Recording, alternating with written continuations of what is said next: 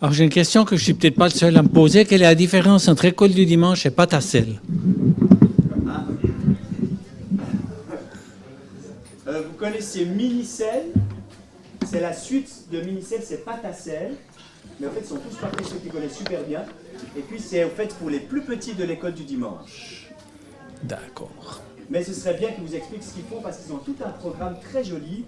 Et ils ont préparé une salle aussi en haut spécialement pour cela. Donc, moi je trouve que c'est très encourageant.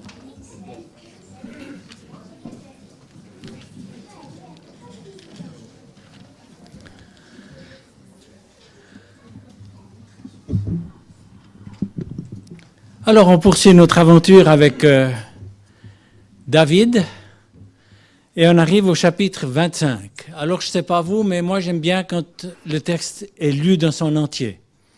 Seulement je me suis dit, si je lis le texte dans son entier tout seul, il y a la moitié de la salle qui roupira avant la fin.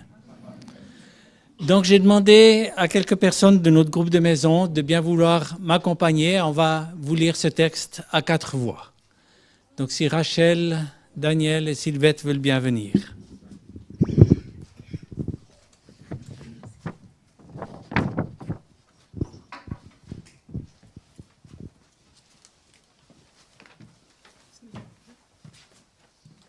Rachel au milieu, comme ça c'est plus facile pour passer le micro. Non, toi tu viens ici, Sylvette. Moi j'ai juste un tout petit texte, ce sera facile.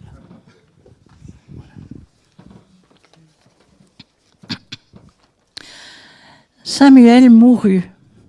Tout Israël se rassembla pour se lamenter sur lui, et on l'ensevelit chez lui à Rama. C'est alors que David descendit au désert de Paran. Il y avait à Mahon un homme qui avait ses activités à Carmel. C'était un homme très important. Il avait 3000 moutons et 1000 chèvres. Or, il se trouvait à Carmel pour la tonte de ses moutons. Le nom de cet homme était Nabal, et le nom de sa femme était Abigaïl. C'était une femme de bon sens et fort belle, mais l'homme était dur et mauvais dans ses agissements. Il descendait de Caleb. David apprit au désert que Nabal tondait ses moutons. Il lui envoya 10 de ses gens, auxquels il dit: Montez à Carmel, vous irez chez Nabal, et en mon nom vous lui demanderez comment il va. Vous lui direz: pour la vie, que tout aille bien pour toi, que ta maison et pour tout ce qui t'appartient. À présent, j'ai appris que tu as les tondeurs. Or, les bergers ont été avec nous, nous ne les avons pas inquiétés, et rien ne leur a été enlevé pendant tout le temps qu'ils ont été à Carmel. Demande-le à tes gens, ils te le diront. Que mes gens trouvent donc grâce à tes yeux, puisque nous venons un jour de fête. Donne-nous donc, je te prie, pour nous qui sommes tes serviteurs et pour David, ton fils, ce que tu as sous la main. Lorsque les gens de David furent arrivés, ils parlèrent exactement ainsi à Nabal, au nom de David. Puis ils se turent. Nabal répondit aux serviteurs de David: Qui est David? Et qui est le fils de Jessé? Il y a aujourd'hui beaucoup d'esclaves qui s'enfuient de chez leur maître. Je prendrai mon pain, mon eau et la viande que j'ai préparée pour mes tondeurs, et je les donnerai à des gens dont je ne sais même pas d'où ils sont. Les gens de David rebroussèrent chemin. Ils revinrent et, à leur arrivée, ils dirent tout. Alors David dit à ses hommes: Que chacun de vous mette son épée à la ceinture. Ils mirent chacun son épée à la ceinture. David aussi mit son épée à la ceinture. Et environ 400 hommes partirent à l'attaque derrière lui. Il en resta 200 près du matériel. Un des serviteurs de Nabal dit à Abigaïl, femme de Nabal: David a envoyé du désert des messagers pour bénir notre maître qui les a rudoyés. Et pourtant, Ces hommes ont été très bons pour nous. Nous n'avons pas été inquiétés et rien ne nous a été enlevé tout le temps que nous avons fait route avec eux lorsque nous étions dans la campagne. Ils nous ont servi de muraille nuit et jour tout le temps que nous avons été avec eux pour faire paître le petit bétail. À toi maintenant de bien voir ce que tu as à faire, car le malheur de notre maître et de toute sa maison est résolu. Quant à lui, c'est un homme sans morale, impossible de lui parler. » Abigail prit vite 200 pains, 2 outres de vin, 5 moutons à prêter, 5 céas de grains rôtis, 100 gâteaux de raisins secs et 200 gâteaux de figues sèches qu'elle mit sur des ânes. Elle dit à ses serviteurs, « Passez devant moi, je vous suis. » Elle ne dit rien à Nabal, son mari. Montée sur un âne, elle descendait par un versant de la montagne. David et ses hommes descendaient en face d'elle, de sorte qu'ils la rencontrèrent. David avait dit, « C'est bien à tort que j'ai gardé tout ce que cet homme a dans le désert, et que rien n'a été enlevé de tout ce qu'il possède. Il m'a rendu le mal pour le bien. Que Dieu fasse ceci à David et qu'il ajoute cela. Si je laisse subsister jusqu'au matin un seul mal de tous ceux qui appartiennent à Nabal. » Lorsqu'Abigail aperçut David, elle s'empressa de descendre de l'âne, puis elle tomba face contre terre, prosternée devant David. Tombant à ses pieds, elle dit, « À moi la faute, mon Seigneur. Laisse-moi te parler, je t'en prie. Écoute mes paroles. Je suis ta servante. Je t'en prie, ne fais pas attention à Nabal. C'est un homme sans morale. Il est comme son nom. Son nom, c'est Nabal, fou. Et il y a de la folie. Et il y a chez lui de la folie. Moi, je n'ai pas vu les gens que tu as envoyés.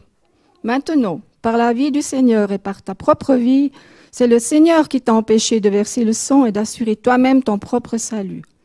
Que tes ennemis, que ceux qui cherchent à te faire du mal soient comme Nabal. Maintenant, que le cadeau que je t'apporte soit distribué aux gens qui t'accompagnent. Pardonne ma faute, je te prie. Le Seigneur t'accordera une maison stable, puisque tu mènes les guerres du Seigneur. Qu'on ne trouve donc jamais rien de mauvais en toi.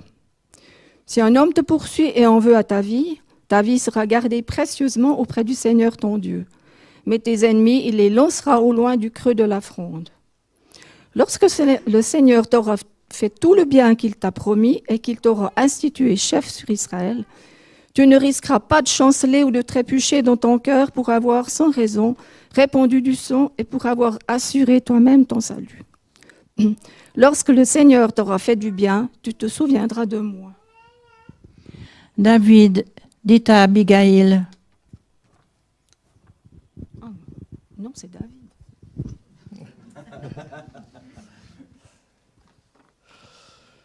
Béni soit le Seigneur, le Dieu d'Israël, qui t'a envoyé à ma rencontre en ce jour. Béni soit ton discernement, et béni sois-tu, toi qui m'as empêché en ce jour de verser le sang et d'assurer moi-même mon propre salut. Par la vie du Seigneur, le Dieu d'Israël, qui m'a empêché de te faire du mal, si tu n'étais pas venu si vite à ma rencontre. D'ici à l'aube, il ne serait pas resté un seul des mâles de Nabal. David prit ce qu'elle lui avait apporté et lui dit, « Monte chez toi en paix, regarde, je t'ai écouté et je t'ai accueilli favorablement. » Abigail arriva auprès de Nabal. Il y avait chez lui un véritable banquet royal. Nabal avait le cœur content, il était complètement ivre. Elle ne lui raconta rien jusqu'à l'aube. Au matin, l'ivresse de Nabal s'étant dissipée, sa femme lui raconta ce qui s'était passé. Il reçut un coup au cœur et devint comme une pierre. Environ 10 jours après, le Seigneur frappa Nabal et il mourut.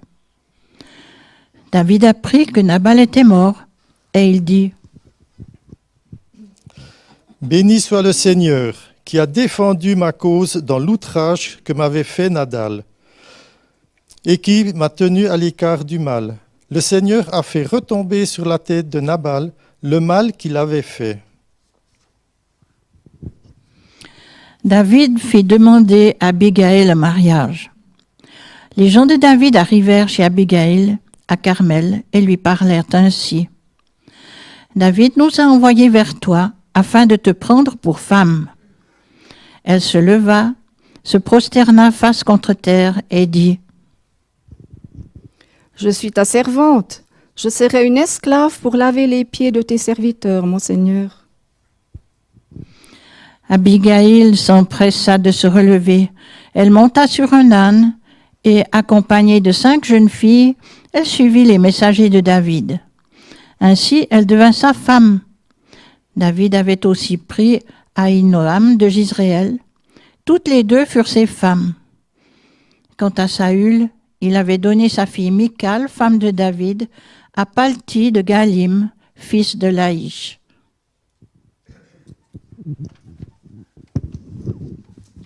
Merci.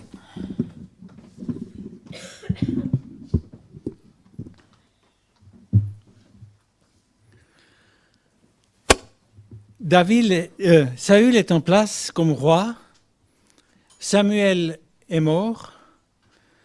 Ses fils étaient discrédités, comme le montre en Samuel 8, versets 4 et 5. Tous les anciens d'Israël se rassemblèrent et vinrent trouver Samuel à Rama et lui dirent : « Tu es vieux, et tes fils ne suivent pas tes voies.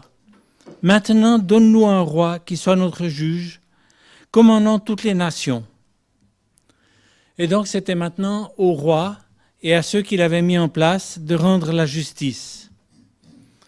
Alors, dans ce contexte, c'est clair que les ennemis de Saül, David en tête, n'étaient pas forcément enclins à s'adresser à lui pour obtenir justice. David.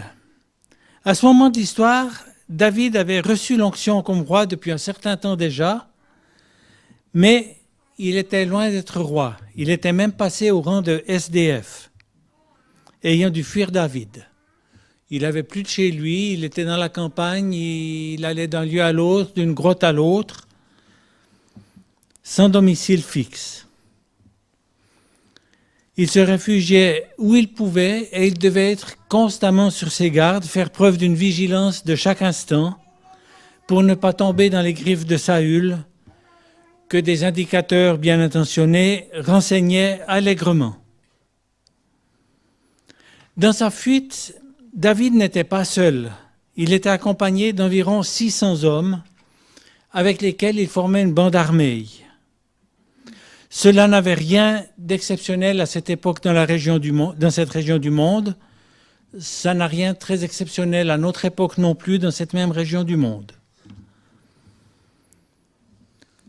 Généralement, il s'agissait de bandes de brigands, des bandits de grand chemin qui détroussaient les voyageurs, et en particulier les marchands, parce que c'est eux qui avaient le plus à ramasser. Ce n'était pas le cas de la bande à David. Leur but premier était de sauver leur tête, de se défendre, de défendre leur leader, et puis au passage de jouer quelques mauvais tours aux Philistins, qui étaient l'ennemi ancestral d'Israël. Cette bande se rapprochait donc plus d'un groupe de guérillas que d'un groupe de bandits.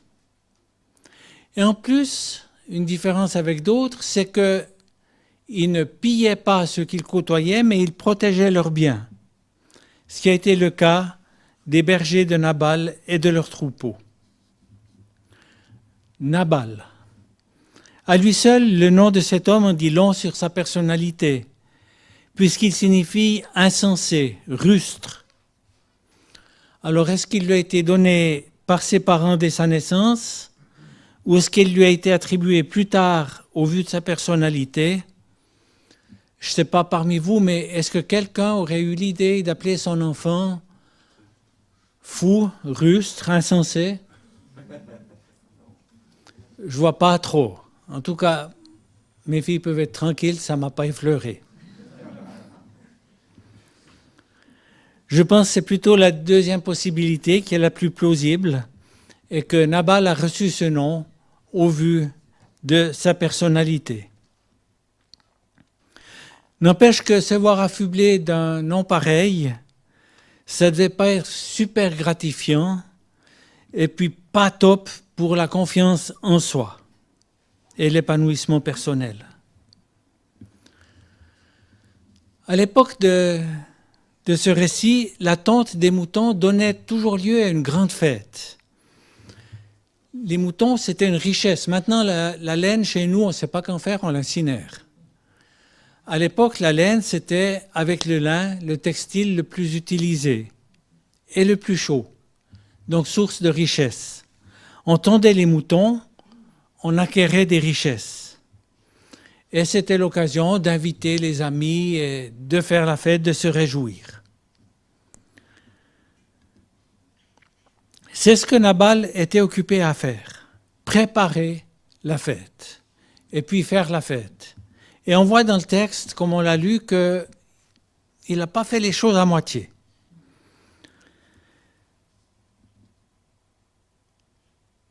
Il y avait beaucoup de monde. Il y avait David qui lui demandait de lui rendre un petit service. Il refuse. Probablement qu'en plus de ses autres défauts, Nabal était ingrat et radin. La suite de l'histoire nous montre qu'il avait préparé une telle abondance de nourriture que sa femme a pu en piquer une bonne quantité sans qu'il y voie rien. Donc il y avait vraiment de quoi faire. Tout le monde chez Nabal a mangé à sa faim et a littéralement bu tout son sou. On revient à David. Le moins qu'on puisse dire, c'est que David n'a pas aimé la réponse de Nabal, mais alors pas du tout.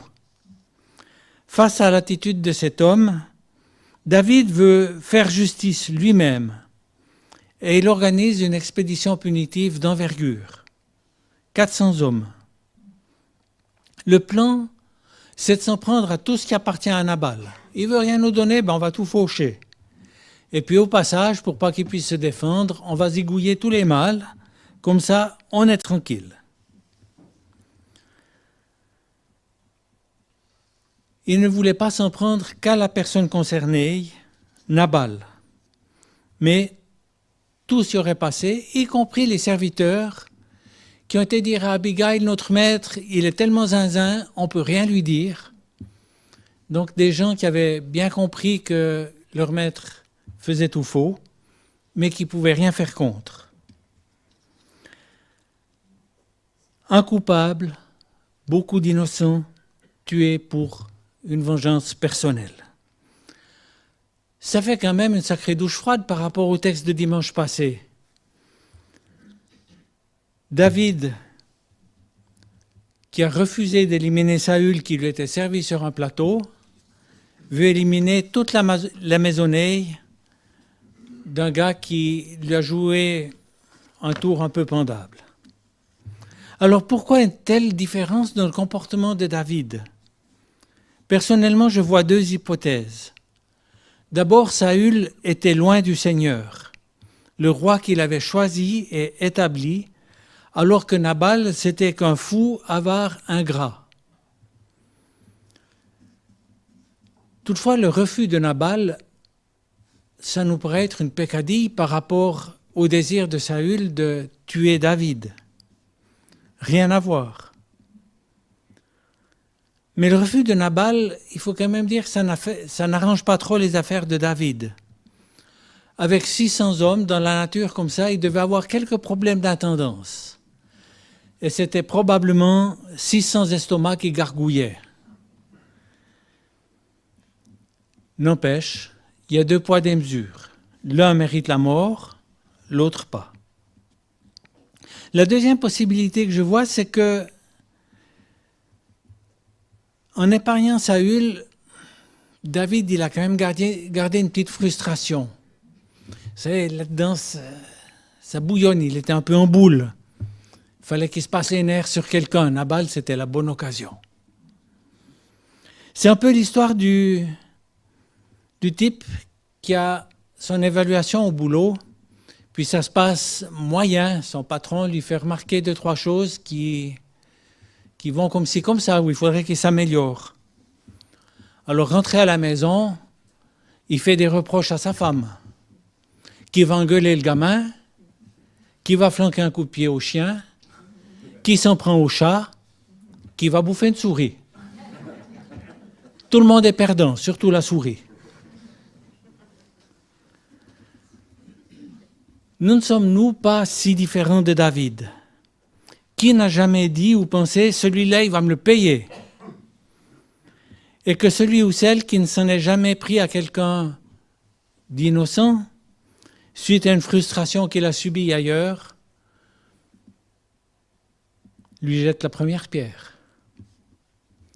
Oui, on l'a tous fait, une fois ou l'autre. Vouloir se faire justice soi-même ou vouloir se défouler sur quelqu'un d'une injustice ou même de quelque chose de juste qu'on a subi mais qu'on n'a pas aimé n'est jamais une bonne idée. Sous l'effet de la colère, on risque d'aller trop loin et d'infliger des souffrances à des gens qui sont ce que le langage militaire appelle de façon quelque peu hypocrite des dégâts collatéraux. Vouloir se faire justice soi-même, ou dit plus directement se venger, est aussi une marque de manque de confiance en Dieu. Lui qui affirme en Deutéronome 32-35 « À moi la vengeance, à moi la rétribution ». C'est à Dieu de faire justice, pas à nous. Et puis ce pouvoir de faire justice, il en délègue une partie à des autorités qui sont là pour ça, comme le dit Paul en Romains 13, versets 3 et 4. Les chefs, en effet, ne sont pas à craindre quand on fait le bien, mais quand on fait le mal. Veux-tu ne pas craindre l'autorité? Fais le bien, et tu auras son approbation, car elle est au service de Dieu pour ton bien. Mais si tu fais le mal, crains, car ce n'est pas pour rien qu'elle porte l'épée. Elle est en effet au service de Dieu pour faire justice, pour la colère contre celui qui pratique le mal. David n'avait pas d'autorité à qui se référer puisque c'était Saül et ses fonctionnaires qui devaient rendre la justice. Donc il s'est dit, je m'en occupe moi-même. Il avait juste oublié cette parole de Dieu, à moi la vengeance, à moi la rétribution. La prochaine fois qu'on aura des velléités de vengeance ou de défoulement sur quelqu'un d'autre, n'oublions pas ce récit et souvenons-nous que David, s'il a fait tout juste avec Saül, il a fait tout faux avec Nabal. C'est alors qu'entre en scène Abigail. Abigail, c'est tout l'inverse de son mari. Elle a tout de suite compris que ce qu'il avait fait n'était pas juste et que ça allait leur valoir quelques menus ennuis. Cette femme devait être une femme de foi qui vivait en communion avec le Seigneur. Le verset 30 nous montre qu'elle avait bien compris que David deviendrait roi sur Israël, ce qui n'avait pas été publié, même si certaines personnes étaient bien au courant, en particulier Saül était au clair sur la chose. Femme d'action aussi, elle ne tarde pas à corriger l'erreur de son mari en préparant de la nourriture en abondance pour David et ses 600 hommes. Il ne fallait pas se contenter d'un kilo de farine, hein? Ça n'aurait pas nourri grand monde. Donc il y a 100 pains, 2 outres de vin, ça on ne sait pas combien ça contenait, 5 moutons cuisinés, 36 litres de grains rôtis, 100 paquets de figues ou 100 gâteaux de figues selon les traductions, et de raisins, pardon, et 200 de figues. Donc c'était le plat principal, la boisson, le dessert. Tout y était. Il y en avait tellement qu'il a fallu plusieurs ânes pour porter le tout. Femme de cœur aussi, Abigail. Elle va jusqu'à s'accuser de la faute de son mari. Elle affirme ne pas avoir entendu la demande des envoyés de David et sous-entend qu'elle est responsable de ne pas avoir été à la bonne place au bon moment. Cela ne l'empêche pas d'être clairvoyante à l'égard de son mari qu'elle qualifie de vaurien tout en donnant la signification de son nom.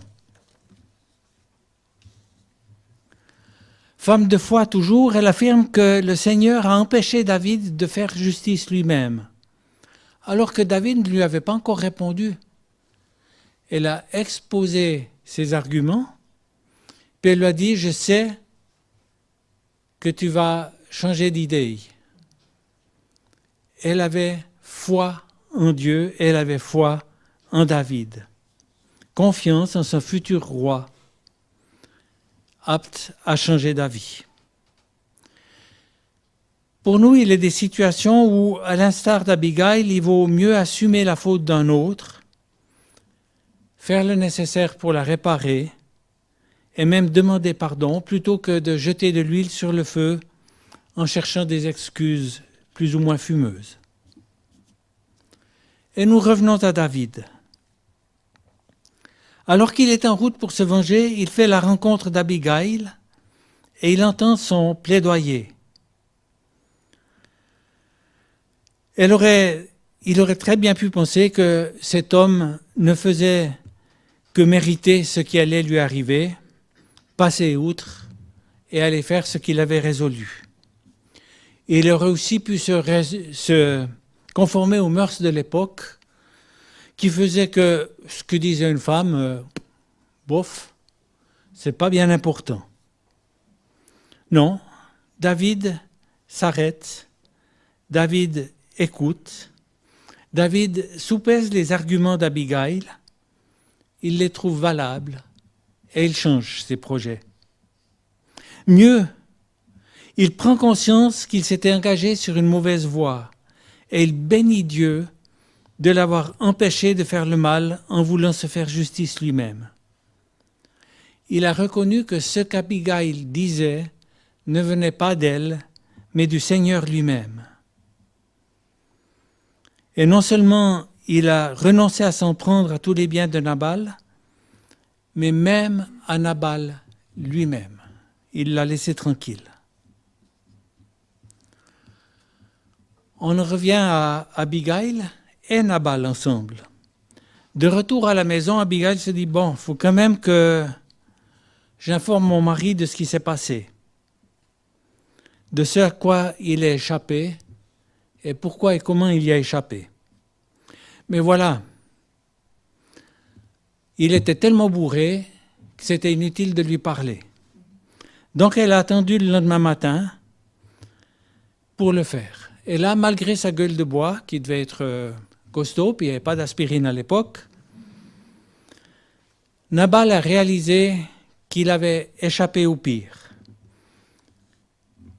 Et il s'est statufié. On ne sait pas s'il a fait un AVC, s'il a fait un infarctus, peu importe. Mais en tout cas, ça lui a fait un sacré choc. Et c'est le Seigneur lui-même, comme dans l'histoire de Bertrand au début, qui a rendu justice à David en éliminant l'ennemi auquel il voulait s'en prendre. Il vaut toujours la peine de s'attendre à Dieu. En voulant faire les choses à notre façon, on risque d'en faire beaucoup trop et de faire beaucoup plus de mal que nécessaire. Dans le cas d'espèce, ça a été vite. Abigail a parlé à son mari, tchaf, statufié, 10 jours après, quick, il va sucer les dents de lion par les racines.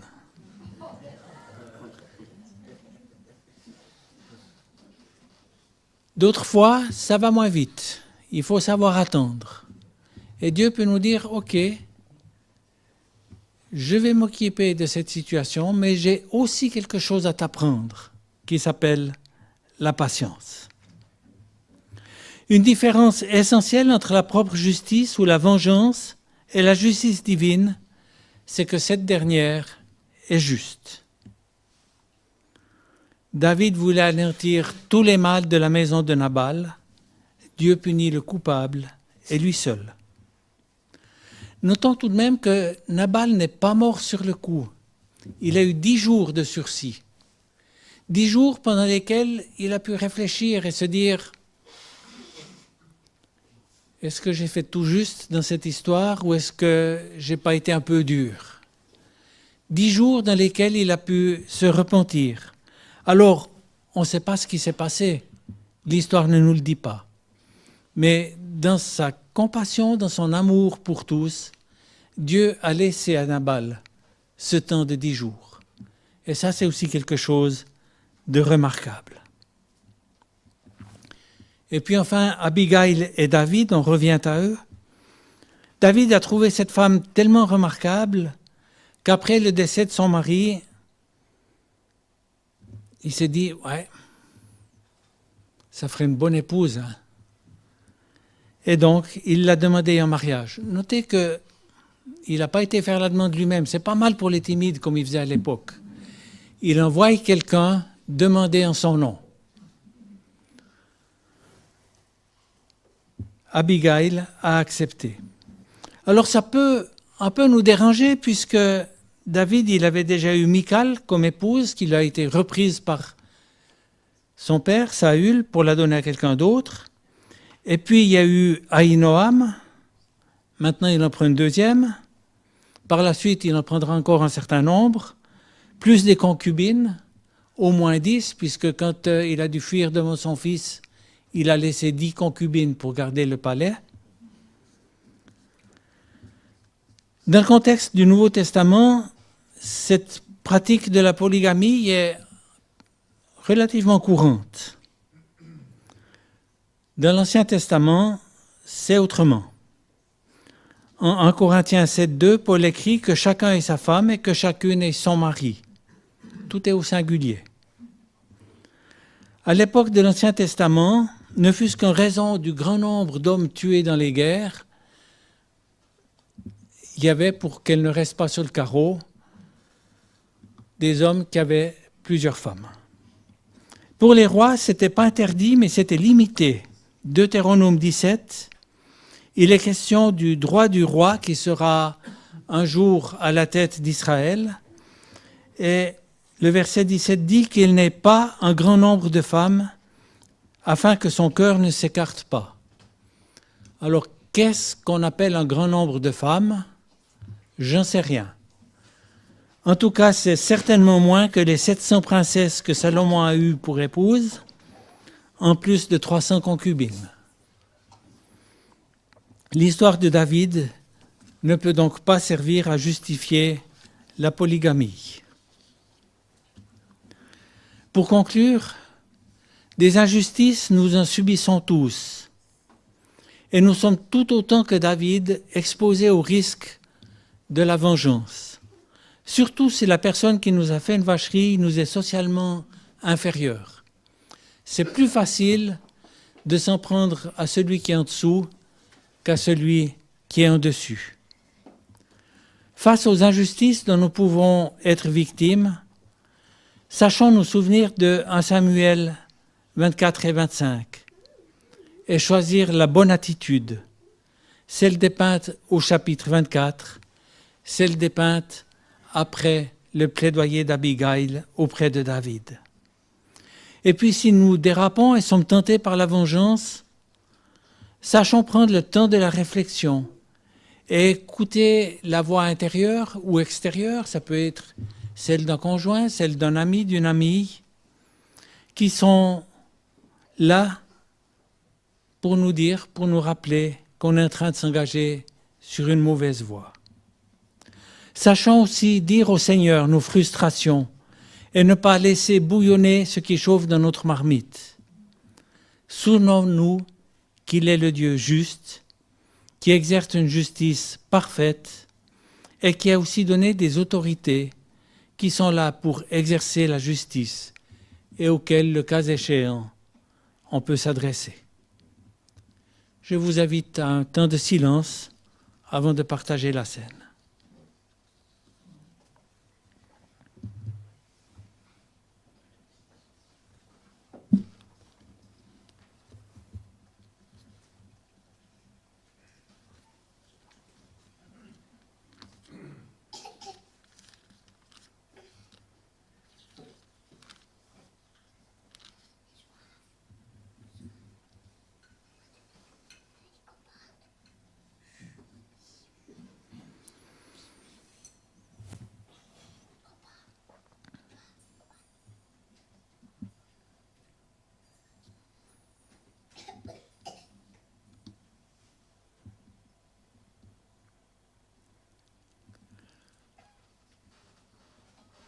S'il y en a un qui n'a pas cherché à se venger, c'est bien Jésus, dont Ésaïe nous dit de façon prophétique que maltraité, affligé, il n'a pas ouvert la bouche. Semblable au mouton qu'on mène à l'abattoir, à une brebis muette devant ceux qui l'attendent, il n'a pas ouvert la bouche. Il a été pris par la violence et le jugement. Dans sa génération, qui s'est soucié de ce qu'il était exclu de la terre des vivants à cause des transgressions de mon peuple, du fléau qui l'avait atteint?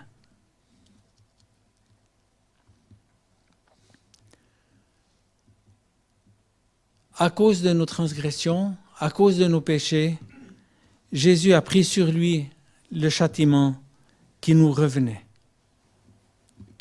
En Corinthiens 10, versets 16 et 17, « La coupe de bénédiction que nous bénissons n'est-elle pas la communion au sang du Christ? Le pain que nous rompons n'est-il pas la communion au corps du Christ? Puisqu'il y a un seul pain, nous qui sommes plusieurs, nous formons un seul corps, car nous participons tous à un même pain. » En prenant cette scène, nous manifestons que nous sommes un seul corps, frères et sœurs, épouses et époux du Christ. Et puis un seul corps, c'est aussi pour préparer la scène. Merci à Antoinette et Ruth pour la distribuer. Merci à Daniel et Sarah. Si quelqu'un souhaite prier pendant ce temps de scène, il n'y aura pas de musique ou de chant, mais vous êtes libre d'élever votre voix vers le Seigneur.